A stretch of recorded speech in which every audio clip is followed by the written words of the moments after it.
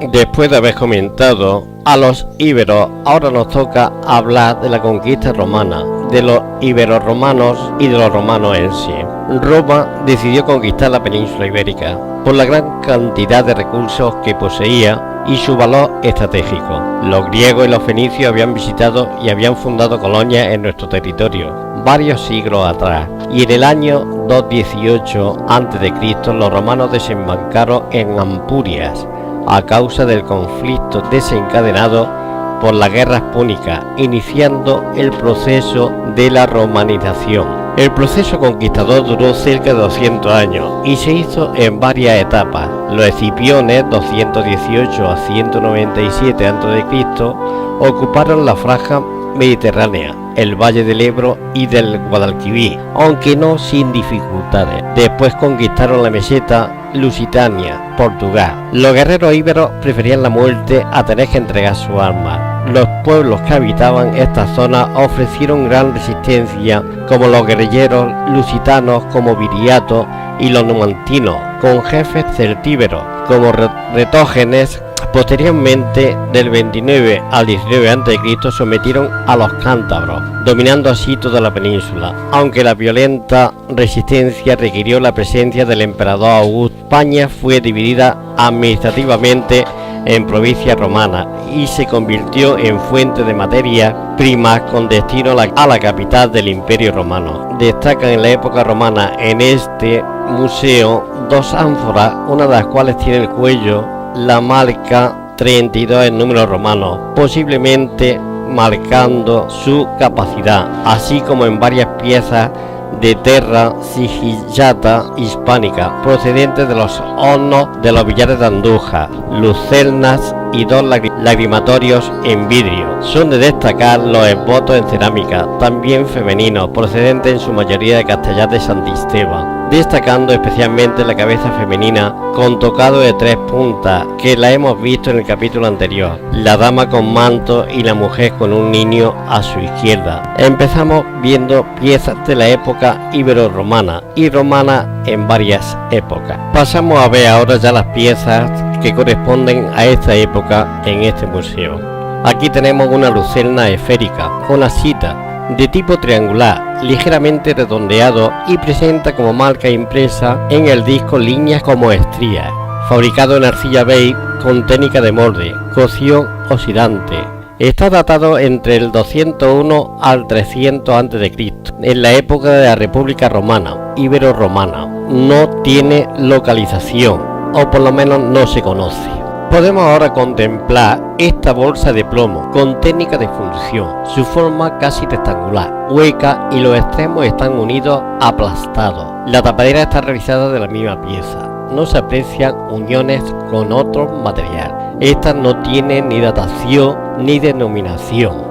Vamos a ver ahora este plato de cerámica en arcilla naranja de técnica a torno alisado y la cocción oxidante. Está datado entre el 1 y el 200 y pertenece a la época de la Roma general. Cerámica común con desgrasante grueso en el que predominan los elementos calcáreos. Forma abierta de borde redondeado con un leve rehundimiento en su cara interna. Perfil globular con pie indicado y asentamiento anular. Seguimos viendo cerámica y ahora nos toca ver este ánfora en arcilla de color anaranjado, hecha a torno alisado, de cocción oxidante. Su datación entre los años 50 al 300 a.C. y pertenece al Alto Imperio Romano. Presenta un engobe blanquecino, además de numerosas concreciones. La descripción se adapta perfectamente a la tipología relacionada, únicamente que el gollete es pronunciado pero no puntiagudo. Esta tiene en el cuello la marca 32 en números romanos, como vemos, posiblemente marcando su capacidad. Continuamos con la cerámica. Aquí tenemos un cuenco de arcilla roja. Su datación entre los años 26 al 125, en la época de Claudio I. La pared interna en cuarto de círculo alargado, sin ranura interna o externa. La parte superior por encima de la moldura casi vertical y la inferior oblicua. Se localizan algunos pegotes de arcilla debajo de la moldura externa. Esta moldura presenta una dirección pendiente hacia abajo, se sitúa en el punto medio de la altura del cuenco. No presenta labio marcado, sino que es recto. El pie no es muy elevado, con asentamiento anular y sin moldura. En la parte exterior del fondo, de sección más o menos triangular. Este es de los billares. Nos toca ahora ver este cuenco también en material cerámica marrón, forma abierta de borde redondeado. Destaca la curvatura de los cuartos de círculo que forman la pared, poco marcada. El cuarto del círculo superior de menor tamaño que el inferior, sin moldura en la parte exterior del fondo, con asentamiento anular, destacando en su interior del fondo la marca en cartela rectangular que apenas si se aprecia, solo en el extremo izquierdo. En la cara interna del fondo del recipiente contiene la fecha en latín 1 al 200 del Alto Imperio Romano, contiene la marca del alfarero y existen paralelos de esta marca en los billares de Andújar. El recipiente está completo, le faltan algunos fragmentos de borde. Nos toca ahora ver este cuenco de cerámica también marrón. Data del año 1 al 200 y pertenece a la época del Alto Imperio Romano, también producida en los billares. Es una forma abierta de borde redondeado y destaca la curvatura de los cuartos de círculo que forman la pared, poco marcada. El cuarto del ángulo superior de menor tamaño que el inferior, sin moldura en la parte exterior del fondo, con asentamiento anular. Plato en arcilla y está datado entre el 1 al 200 en la época del Alto Imperio Romano. Por sus características puede que proceda de los billares de Andújar. Plato pasado de fuego y deformado por el exceso de cocción y su manipulación antes de la cocción.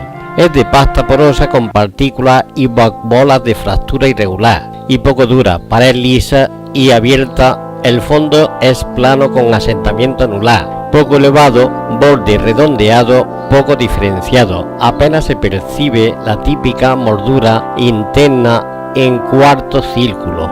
De nuevo vemos un cuenco grande en cerámica gris. Está pasado también de cocción y su barniz es mate y rojo oscuro. Datación entre el 26 al 125 en la época de Claudio I, producido también en los billares. La pared interna en cuarto de círculo alargado, sin ranura interna o externa en la parte superior. La parte superior por encima de la moldura casi vertical y la inferior oblicua. La moldura externa presenta una dirección oblicua pendiente hacia abajo, se sitúa en el punto medio de la altura del cuenco. Por otra parte, no presenta labio marcado, sino que es recto. El pie no es muy elevado, con asentamiento anular y sin moldura en la parte exterior del fondo, de sección más o menos triangular. Vemos ahora una jarra en arcilla con técnica de incisión a torno y alisado. La cocción es oxidante y pertenece a la época de la Roma general. El borde del extremo circular y labio inclinado al exterior, con perfil externo cóncavo que marca un cuello convergente, largo y de hombros marcados.